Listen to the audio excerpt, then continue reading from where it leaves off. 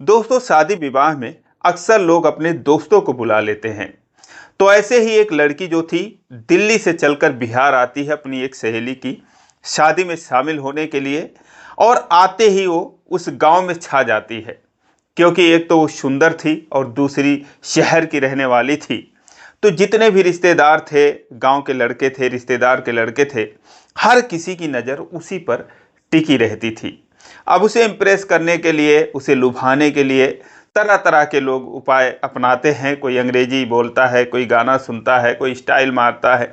यानी कि जितना चुतियाफा वो कर सकते थे उतना उस लड़की के सामने करते हैं, लेकिन उस लड़की के ऊपर कोई असर नहीं पड़ता। लेकिन दोस्तों, ये सब चल ही रहा था। शादी की तैयारियां बहुत धूमधाम से चल रही थी कि तभी एक ऐसा घटना हो जाता है कि शादी बिल्कुल रुकने की, टूटने की नौबत आ जाती है। और तभी दोस्तों, उस गांव का जो सबसे गंवार लड़का होता है, जिसकी वहां पर कोई औकात नहीं थी, वही दोस्तों काम आ जाता है। तो एक बहुत ही शानदार कहानी है, दिलचस्प कहानी। आइए जानते हैं पूरी कहानी इस वीडियो में। लेकिन वीडियो में आगे बढ़ने से पहले बस वही रिक्वेस्ट, वीडियो को लाइक कर दीजिए, चैनल को भी सब्सक्राइब कर लीजिए ताकि मेरा हौसला बढ़ता रहे। दोस्तों, ये कहानी शुरू होती है दिल्ली के सोनिया बिहार से। एक बिहारी परिवार पिछले 20 सालों से दिल्ली के सोनिया बिहार में रहता था। उसी परिवार की एक लड़की जिसका नाम हर्षिता होता है, उसकी शादी जो है वो होनी थी। ये परिवार बिहार के समस्तीपुर का रहने वाला था। तो चूंकि जो हर्षिता थी वो अपनी छठी से ग्रेजुएशन तक की पढ़ाई दिल्ली में करी थी, तो उसके बहुत सारे दोस्त थे। तो एक दोस्त उसके दिल के बहुत ही करीब थी, उसका नाम दीपिका होता है। उसके माँ बाप से रिक्वेस्ट करती है कि अंकल, मेरी शादी में इसको भेज दो। अपने माँ बाप से भी कहती है। तो कुल मिला जुला कर दीपिका भी उनके साथ उस शादी में आ जाती है। हर्षिता अपने माँ बाप की इकलौती औलाद थी, शादी धूमधाम से होनी थी। तो इसीलिए उसके माता पिता जब गांव पहुंचते हैं तो उसके अगले ही दिन अपने सारे रिश्तेदारों को बुला लेते हैं। उसकी 2 बुआ थीं, 2 मौसी थी, कई मामा मामी थे, कई सारे उनके लड़के थे। 20-25 जो रिश्तेदार थे वो हर्षिता के घर पर आ जाते हैं। और उसके बाद अभी शादी में 10 दिन शेष थे, तो धूमधाम से तैयारियां होने लगती हैं। लेकिन दोस्तों, अब जब दीपिका आती है तो उसको हर किसी की नज़र दीपिका के ऊपर, चाहे औरतें हो, मर्द हो, कोई भी हो। यहाँ तक कि औरतें कहती यार, बड़ी सुंदर है ये तेरी सहेली। यहाँ तक कि उसके हर्षिता के माँ से कहती थी कि मेरे बेटे से शादी करवा दो, बिना दहेज के शादी कर लूँगी। तमाम तरह की बातें जो लड़के थे अपने अपने हिसाब से, कि मैडम क्या खाएंगी, मैडम मैं क्या ले आऊँ, तमाम चीज़ें हेलो हाय वो सब करते थे। दीपिका भी जो है कहती यार, यहाँ के लड़के बड़े अच्छे यार, बड़ी इज्जत देते हैं। और तेरी बुआ के लड़के, मौसी के लड़के, मामा के लड़के, गांव के लड़के, ये लड़के तो बहुत अच्छे होते हैं यार, और शहर के लड़के तो बड़े कमीने होते हैं। तो वो कहती है, हर्षिता कहती है, पता नहीं यार कैसे अच्छे हो गए, क्योंकि जो बुआ हैं, मौसी हैं, ये सारे लोग अपने लड़कों की शिकायत ही करते हैं, फ़ोन पर मम्मी से बतियाते रहते हैं, किसी काम के नहीं हैं। अब पता नहीं ऐसे कैसे अच्छे हो रहे हैं, शायद तेरी वजह से हो रहे हैं, वो भी मजाक कर देती है। दोस्तों, तभी जो है अब उनको आए हुए एक दिन बीत जाता है। दूसरे दिन एक लड़का आता है जिसका नाम पिंकू होता है। वो भी करीब जो है हर्षिता जो थी उसी के वो ताऊ जी का लड़का था, और दोनों की उम्र सेम थी। एक ही दिन दोनों पैदा हुए थे। तो 25 साल हर्षिता की उम्र थी, 25 साल उसकी भी थी। जैसे ही वो आता है तो हर्षिता उसको देखते ही खुश हो जाती, कहती अरे पिंकू, हम लोग कल आए, तू आज आ रहा है, और बता क्या हाल है तेरे। कहता है ठीक हूँ, मुझे पता है तू कल ही आई है, लेकिन क्या बताऊँ, टाइम नहीं मिल रहा था। और बता दिल्ली से क्या लाई है, कुछ मट्ठी वट्ठी लाई है तो ला खिला। तो कहती हाँ मुझे पता है, तू आते यही मांगेगा, लाई हूँ तेरे लिए। उसके बाद बैग से निकालती है, उसको देती है, वो खाता है। खाते खाते उसकी नज़र जो है बगल में बैठी हुई दीपिका पर पड़ती है। उसको देखता है तो कहता है कि गुड़िया साहब नमस्ते, आपको मैं पहचाना नहीं। हर्षिता हंस देती है, कहती है कोई गुड़िया नहीं, कोई साहब नहीं है, मेरी सहेली है, दिल्ली से आई है मेरी शादी में शामिल होने के लिए। तो पिंकू कहता है कि अरे भाई, मैं तो गुड़िया ही कहूँगा, क्योंकि मैं किसी भी अनजान लड़की को देखता हूँ तो गुड़िया ही कहता हूँ। और उसके बाद फिर उसके पिताजी आ जाते हैं हर्षिता के, और उसकी माँ भी आ जाती हैं। वो उन दोनों का उठ के पैर छूता है, प्रणाम करता है। उसके बाद जो हर्षिता के पिता थे, जिनका नाम रामनाथ होता है, वो पिंकू से कहते हैं बेटा मैंने सुना है तूने काम बहुत बढ़ा लिया है। बोला हाँ चाचा काम तो बढ़ा लिया हूँ, लेकिन परेशानी ये है कि अब टाइम नहीं मिलता और बहुत मेहनत करना पड़ता है। कहते हैं कि एक बात तुझसे कहना था कि एक पार्टी से मेरे पैसे आने थे और इसी शादी में पैसे लगाने हैं, करीब 4 लाख रुपए आने थे, तो वो अब अगला आनाकानी कर रहा है और 10 ही दिन बाद शादी है, तो क्या पता देगा कि नहीं देगा। एक काम कर तू 2-3 लाख रुपए दे दे। तो वो कहता है अंकल पैसे नहीं हैं, और सारे पैसे मेरे पास तो थे, लेकिन एक ही महीना पहले मैंने 5-6 भैंस ले आई और उसके बाद ट्रैक्टर खरीद लिया मैंने, तो पैसे रहे नहीं। मैं भी कर्जा में चल रहा हूँ चाचा, क्या बताऊँ बड़ी परेशानी है। वो कहते हैं कि अरे मैं दे दूंगा तेरा पैसा, मुझे पता है तेरे पास पैसे होगा, तो इतना काम करता रहता है, ट्रैक्टर ले लिया, उधर ज़मीन ले लिया, इतना बढ़िया तेरा डेयरी चल रहा है, तो दे दे मुझे, मैं परेशानी में हूँ। कहता चाचा अब क्या बताऊँ, अगर 1 महीना पहले मांगते तो मैं पैसे दे देता, लेकिन अभी माफ़ करो, लेकिन फिर भी अगर कुछ घटेगा, बहुत इमरजेंसी होगी, तो मैं कहीं से इंतज़ाम कर दूंगा। उसके बाद दोस्तों अब वो कहते हैं ठीक है भाई, नहीं देगा तो कैसे भी करके होगा, देख रहा हूँ कहीं ब्याज वगैरह पे मिल जाए। दोस्तों उसके बाद जो है वो वहाँ से चले जाते हैं और फिर जो हर्षिता कहती है कि अरे दे दे कुछ पैसे दे दे पिंकू, मेरी शादी में कुछ मदद कर दे। वो कहता है कि अरे तुझे 1,000-500 की ज़रूरत है, बता तुझे दे दूं यार, इतने पैसे कहाँ हैं। तो वो कहती है 1,000-500 तुझे अगर चाहिए तो मेरे से ही ले ले, कंजूस कहीं का, और पैसे नहीं दे सकता, तेरे पास पैसे नहीं होंगे। उसके बाद दोस्तों वो और जो है उससे मांग मांग के कुछ खाता है, उसके बाद चला जाता है। अब दीपिका जब तक वो था उसको घूरे जा रही थी, जब वो चला जाता है कहती है कि यार बहुत सारे मैंने यहाँ पर देखे जब तक मैं आई हूँ कल से, इतने सारे लड़के सब अच्छे हैं, ये बड़ा बदतमीज मुझे लगा, क्योंकि बता सारा तेरा खा भी गया, ऊपर से इस तरीके से बात कर रहा है कि पैसे मांग रहे हैं तो पैसे नहीं दे रहा है। हर्षिता कहती है यार नहीं होगा पैसे इसके पास, और जो है ये अब बेचारा गाय भैंस पालता है, मेहनत करता है, अगर कुछ रखा भी होगा तो गांव के लोग मेहनत की कमाई ऐसे किसी को नहीं देते, तो इसीलिए नहीं देना चाह रहा होगा। अब दोस्तों वो चला जाता है। फिर जो है इधर शाम को डीजे बजता है, लोग 12-1 बजे रात तक डांस करते हैं, खाना पीना मौज मस्ती सब कुछ चल रहा था। वो भी आता है, पिंकू भी वहाँ पर आता है और कहता है यार ये क्या है, इतना तमाशा बना रखा है, जैसे कोई खुशी की बात है।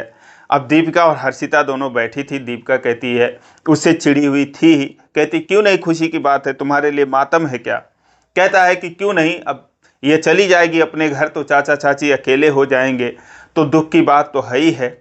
अब दोस्तों इतना सुनते ही कम से कम हर्षिता के तो आंखों में आंसू आ जाते हैं और दीपिका जो है अपना मुंह बिचका लेती है, कहती है कि अगर तुम भी जो है, तुम्हें भी म्यूजिक की समझ होती तो तुम भी ऐसे डांस करते यहाँ पर इन लोगों की तरह।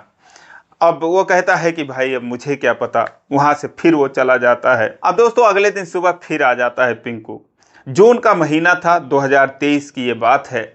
सुबह ये लोग गर्मी से परेशान थे। दीपिका कहती यार रात भर नींद नहीं आई, इतनी गर्मी थी, गांव में बस एक ही चीज़ जो है मुझे अच्छी नहीं लग रही है। वैसे उसका ये पहला सफ़र था गांव का, बहुत एक्साइटेड थी, लेकिन वो गर्मी से परेशान हो जाती है। तो कहती है बहुत गर्मी थी। तो पिंकू कहता है कि गर्मी थी तो मेरे यहाँ आ जाते। उसकी बात सुनकर दीपिका और चिढ़ जाती है, कहती तुम्हारे यहाँ आती, तुम्हारे गाय भैंसों की पूँछ की हवा खाने आती, और यहाँ तो कम से कम बदबू नहीं थी, वहाँ पर आती तो बदबू होती। तुम्हारे घर गाय भैंस पाल रखे हो तुम, बड़ी बातें कर रहे हो, ऐसे कह रहे हो जैसे तुमने एसी लगा रखा है। अब दोस्तों उसके बाद जो है वो चला जाता है। अब सारी चीज़ें चल रही थी, लेकिन दोस्तों उसी शाम एक बहुत बड़ा हादसा हो जाता है, क्योंकि जो रामनाथ थे वो अपने एक साले के लड़के के साथ बाइक पर बैठकर गए थे समस्तीपुर। वहाँ से ज्वेलरी खरीदते हैं और उसके बाद बैंक से वो कुछ पैसा निकालते हैं, क्योंकि उनका खाता जो है बड़े बैंक में था, पुराना खाता था। तो वहाँ से पैसे निकालते हैं, 2.5-3 लाख का जेवर लेते हैं, 2-2.5 लाख कैश रहता है उनके पास। लेकिन जब वो रास्ते में आ रहे थे तो अब किसी से जो है उनकी बाइक की टक्कर हो जाती है। उसके बाद वो गिर जाते हैं और भीड़ इकट्ठा होती है। उसी बीच में कौन वो बैग लेकर चला गया कुछ पता नहीं चलता है। जब अब इधर जो है इनको चोट भी लग जाती है, जो रामनाथ थे उनका पैर टूट जाता है, उनकी पत्नी का जो है वो हाथ टूट जाता है, जो चला रहा था उसे भी चोटें आती हैं। तो ये चोट तो उन्हें कुछ भी नहीं था, लेकिन जो उनका पैसा चला गया, जेवर चला गया, मानो उनके ऊपर दुखों का पहाड़ टूट पड़ता है। उसके बाद वो लोग जब घर आते हैं तो पूरा मातम छा जाता है। जहाँ खुशियों का माहौल था वहीं पर सारे रिश्तेदार जो कि नाच गा रहे थे आपस में, वो सब सन्न रह जाते हैं, सनपात जाते हैं कि अब क्या होगा। उसके बाद रामनाथ कहते हैं कि अब जो उनके पैसे आने वाले थे वो भी नहीं आए, जिसकी उन्हें बहुत उम्मीद थी। तो कुल मिला जुलाकर बहुत शार्टेज हो जाती है उनके पास, ये समझिए कि कुछ भी नहीं बचते हैं। अपने रिश्तेदारों के आगे मतलब मदद मांगते हैं कि भाई अगर कुछ है कोई तो मदद करे। लेकिन दोस्तों अब वो लोग सिर्फ नाचने ही गाने आए थे, मदद के नाम पर उनके पास कुछ नहीं था। वैसे भी देहात में कहाँ किसके पास कुछ रहता है गांव में। तो अब कोई कितना भी दे देता तो 10-20 हज़ार रुपये दे देता तो इस तरीके से लाख रुपए इकट्ठे हो जाते। यहाँ 4-6 लाख रुपए का नुकसान हुआ था, उसकी भरपाई करनी थी। अब दोस्तों 2 दिन के बाद पूरा सन्नाटा पसरा था और लोगों में बातचीत हो रही थी कि ये हुआ कि क्या करें। अब उनको शादी के लिए डेट टाल देते हैं, क्या किया जाए, क्योंकि पैर में प्लास्टर लगा था, पैसों का इंतजाम कर नहीं सकते थे। माँ भी परेशान थी। तभी पिंकू जो है वहाँ पर आता है, शाम का वक्त हो रहा था, और आकर जो है वो रामनाथ जी से कहता है कि चाचा, हर्षिता भी वहीं पर थी, दीपिका भी थी। कहता है कि चाचा ऐसा है कि कल हर्षिता को जो है मेरे साथ बैंक भेज देना। तो वो कहते हैं किस लिए। कहता है क्योंकि मैं बैंक में पैसा लेने गया था तो उन्होंने कहा कि ज़्यादा पैसे चाहिए तो चेक बुक से निकालना पड़ेगा। तो अगर मैं चेक भरता हूँ तो कुछ अगर गलती हो जाएगी, क्योंकि ज़्यादा पैसे लेने हैं, तो फिर इसीलिए हर्षिता को भेज देना। पढ़ी लिखी है, थोड़ी होशियार है, क्योंकि शादी में पैसे लगने हैं। अब दोस्तों जैसे ही ये बात ये लोग सारे सुनते हैं तो रामनाथ और उनकी पत्नी की आंखों में आंसू आ जाते हैं, क्योंकि वो सारी उम्मीद खो चुके थे। तो वो कहते हैं कि बेटा कितना पैसा है तुम्हारे पास, और बहुत सारे पैसों की कमी है, करीब 5-6 लाख रुपए चाहिए। वो कहता है कि चाचा चिंता मत करिए, जितना भी पैसे लगेगा पैसे हो जाएंगे, और मैं भी आपके ही साथ हूँ, आप टेंशन किसी बात का मत लीजिएगा। जैसे शादी इसकी होनी थी वैसे ही शादी होगी, मैं किस दिन रात के लिए बैठा हूँ। उसके बाद दोस्तों अब जो है वो रोने लगते हैं। जाता है उन्हें चुप कराता है, कहता है चाचा आप चिंता मत करो, और आप ही ने जो है पहली बार मुझे पैसे दिया था तो मैंने 2 भैंस ली थी, उससे शुरुआत की थी। उसके बाद आज मैं जो है मेरे पास जो भी कुछ है आप लोगों के आशीर्वाद दुआ से बहुत कुछ है। उसके बाद दोस्तों फिर अगला दिन होता है, वहाँ पर आता है, हर्षिता को बोलता है चलो बैंक चलना है, बाइक लेके आया था। दीपिका कहती है कि मैं भी चलूँगी। अब दोस्तों दीपिका का नज़रिया और उन लोगों को, सारे लोगों का नज़रिया उसके प्रति बदल चुका था। फिर वो बाइक पर बिठाता है, बैंक में जाता है। वहाँ पर जो है उसके जो चाचा थे रामनाथ जी, वो बोले थे करीब 6 लाख रुपए मुझे चाहिए बेटा। 6 लाख का वो चेक भरता है और उसके बाद 1 लाख का और चेक भरता है, और हर्षिता से कहता है कि ये जो है तेरे लिए है, क्योंकि अब चाचा की ऐसी हालत है तो तू उनसे तो कुछ मांग नहीं सकती। जो तेरा मन कर रहा है, जो भी तुझे कुछ लेना होगा, तो ये पैसे मैं तुझे दे रहा हूँ।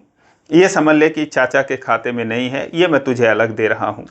और दीपिका से कहता है कि गुड़िया आपको भी कुछ चाहिए तो बताओ। वो कहते हैं कि नहीं मुझे कुछ नहीं चाहिए, बस जो है तुमने इन लोगों की मदद की उसके लिए बहुत बहुत तुम्हारी मेहरबानी। लेकिन उस दिन तो वो पैसा मांग रहे थे तो तुम कह रहे थे कोई पैसा नहीं है।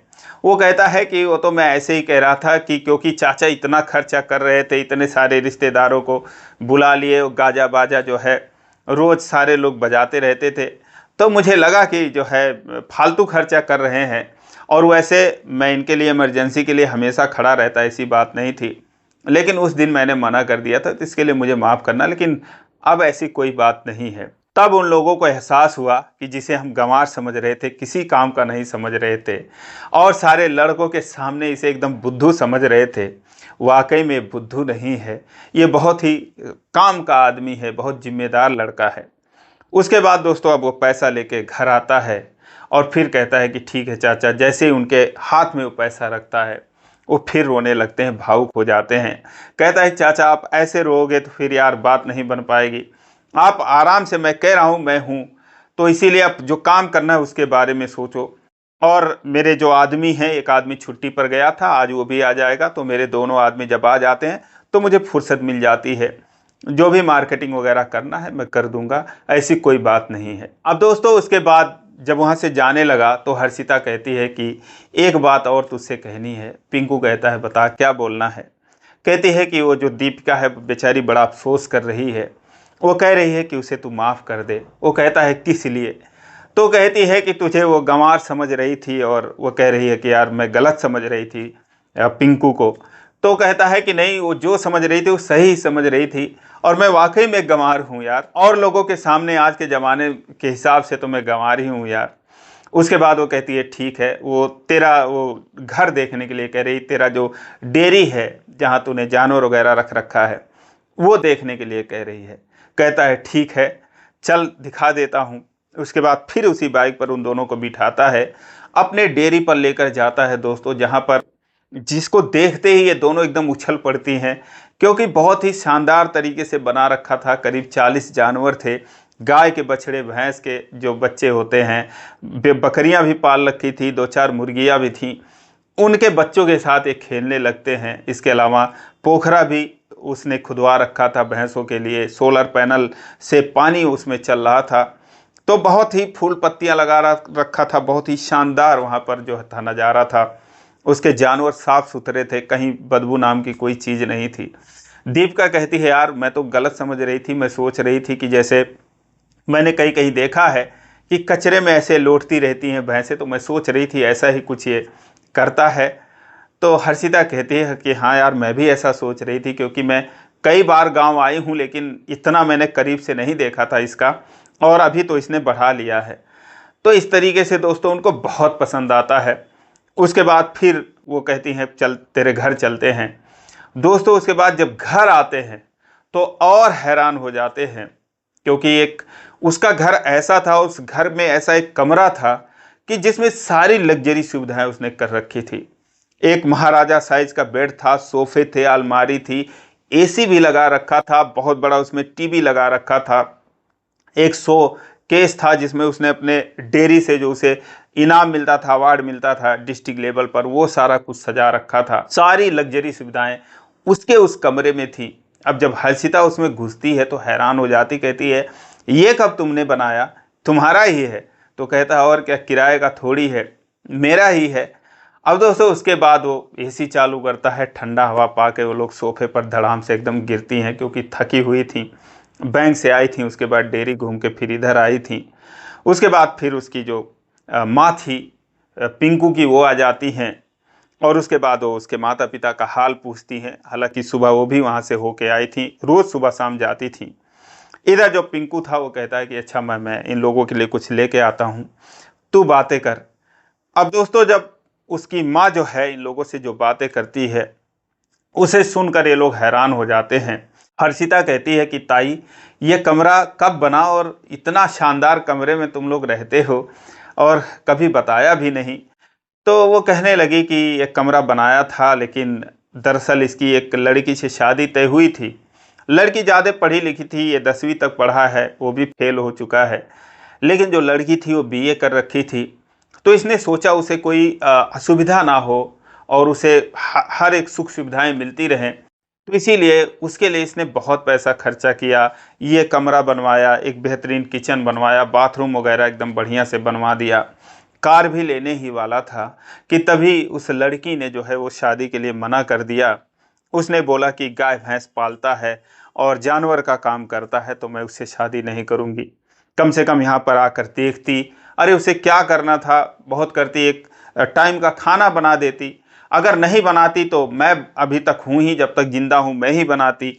वैसे भी मेरा जो बेटा है पिंकू, वो खुद ही बना लेता है, वो कभी आलस नहीं करता है, लेकिन अब पता नहीं क्या समझ के उसने मना कर दिया। तो ये सारा कुछ जो है खर्चा इसने करीब 15-20 लाख रुपए उसके स्वागत के लिए खर्चा किया था, लेकिन नहीं आई तो नहीं आई। तो फिर हर्षिता और दीपिका जो है वो हैरान हो गई। हर्षिता ने कहा कि फिर उसके बाद और भी तो शादी के लिए आए होंगे। बोली बहुत आते हैं, लेकिन अब ये इसका दिल टूट गया है। हाँ हूँ, कुछ करता ही नहीं है, बस काम में बिजी रहता है, अब क्या ही बताएं। दोस्तों उसके बाद जो है अब ये लोग पीछे पीछे उसके किचन में चली गई। किचन भी शानदार था, उनके लिए लस्सी बना रहा था। दीपिका कहती है कि हटो मैं बना देती हूँ। तो वो कहता है कि क्या बात कर रहे हो गुड़िया, तुम कैसे बनाओगी। वो कहती है कि मेरा नाम गुड़िया नहीं है, मेरा नाम दीपिका है, और आप गुड़िया क्यों कहते हैं मुझे। वो कहता है कि अब पता नहीं, क्योंकि मैं कोई सुंदर लड़की देखता हूँ तो उसे गुड़िया ही बोला जाता है यहाँ पर। दोस्तों वो शर्मा जाती है और उसके बाद अब फिलहाल लस्सी बनती है, ये लोग लाते हैं, वहाँ पर पीते हैं। हर्षिता कहती है यार तुमने बताया नहीं कि तेरा एसी का रूम है, हम गर्मी में परेशान हो रहे हैं 3-4 दिन से। तो कहता है बताया तो था मैंने उस दिन कि चल मेरे यहाँ जो है वहाँ ठंडा रहेगा, तो अब तुमने कहा कि नहीं तेरे भैंस और गाय की पूंछ की हवा थोड़ी खाने जाएंगे। हर्षिता ने कहा कि मैंने नहीं कहा था, इसने कहा था। दीपिका कहती है कि मुझे माफ़ कर दो, कान पकड़ती है अपना, कहता है अरे कोई बात नहीं, हो जाता है। उसके बाद दोस्तों फिर अब ये लोग घर पे आते हैं। अब उस दिन से जो है ये लोग खरीदारी वगैरह सब कुछ जो है पिंकू के साथ ही मार्केट जाते, क्योंकि उसके जो माता पिता थे हर्षिता के आने जाने के हालत में थे नहीं, उनको चोट लगी थी। तो आते जाते बातचीत करते करते दोस्तों दीपिका जो है उसे अच्छी तरीके से समझ जाती है कि पिंकू जो था वो अन्य लड़कों के हिसाब से एकदम हीरा था, उसमें कोई कमी नहीं थी। और उसके बाद दोस्तों फिर उसके लिए भी वो कपड़ा खरीदती है, एक अच्छा सा सूट बनवाती है, शादी होती है, सब कुछ धूमधाम से निपटता है, हर्षिता की विदाई हो जाती है। और उसके बाद दोस्तों जब फिर जाना हुआ कि अब दिल्ली जाना है, तो फिर सुबह सुबह उसके घर से, क्योंकि अब उस दिन से जिस दिन से उन लोगों ने उस रूम को देखा था वो लोग वहीं पर सोते थे, और उस दिन भी वो चूँकि हर्षिता की विदाई हो चुकी थी, तो अगले दिन जो है दीपिका और उस हर्षिता की माँ के साथ वहाँ आती हैं सोने के लिए। सुबह सुबह जब निकलती है, उसी दिन दिल्ली जाना था, तो पिंकू से कहती है कि आज मुझे जाना है। तो कहता है कि हाँ मुझे पता है। तो कहता है कि फिर कब आओगी। कहती है कि जब तुम्हारी शादी होगी बुलाओगे तो मैं आऊँगी, तो लेकिन उसमें एक शर्त है। पिंकू कहता है क्या शर्त है उसमें, बताओ। कहती है कि अगर तुम वो शर्त मानो तो फिर मैं बताऊंगी। कहता है कि हाँ तुम बताओ क्या शर्त है, अगर मानने लायक होगी तो मैं मान भी लूँगा। वो कहती है कि शादी में तुम्हारे आऊँगी, लेकिन एक शर्त है कि दुल्हन जो है वो मैं बनूंगी। अब दोस्तों इतना सुनते ही जो पिंकू था वो सन्न रह जाता है, कहता है क्या बात कर रही हो यार, और इसका मतलब जो है बोली कि हाँ जो तुम सोच रहे हो मैं वही कहना चाहती हूँ। दोस्तों उसके बाद वो उस दोनों एक दूसरे का हाथ पकड़ते हैं। जो दीपिका थी वो पिंकू के गले से लग जाती है। उसके बाद वहाँ से वो चली जाती है, वहीं पर ये बात ख़त्म हो जाती है। लेकिन दोस्तों उसके बाद जब हर्षिता फिर अपने ससुराल से आती है, दिल्ली जाती है, और फिर आने जाने के दौरान बातचीत होती है, और फिर जून 2025 में यानी कि 2023 में उसकी शादी थी। 2 साल बाद इसी साल पिंकू की शादी होती है, धूमधाम से ये शादी हुई। तो दोस्तों ये रही दीपिका और पिंकू की कहानी। आपको कैसी लगी कमेंट में ज़रूर बताएं, और कहानी अच्छी लगी हो तो लाइक नहीं किए तो लाइक कर दीजिए, और इसी प्रकार की कहानियों के लिए चैनल को सब्सक्राइब कर लीजिए। फिर मिलेंगे अगले वीडियो में, तब तक के लिए जय हिंद।